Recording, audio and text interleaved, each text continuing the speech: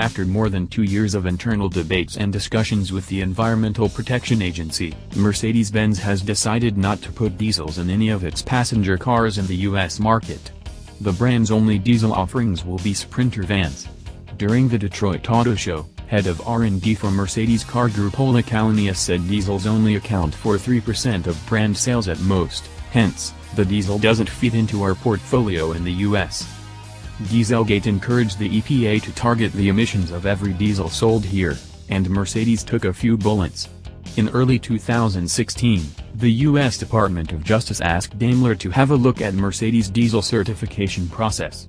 Shortly after that, Mercedes delayed for a year plans to sell diesel versions of its C-Class sedan and GLC-Class crossover. 1 year later, the EPA still hadn't granted Mercedes the right to sell 2017 model year diesel vehicles in the US, so Mercedes gave up trying.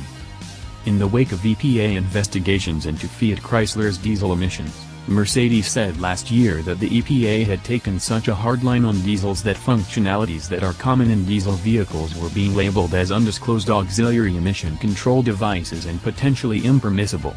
Mercedes has decided that the effort to comply requires too much investment for just 2 or 3% of sales here, especially now that EVs are getting major attention inside the company and in the marketplace.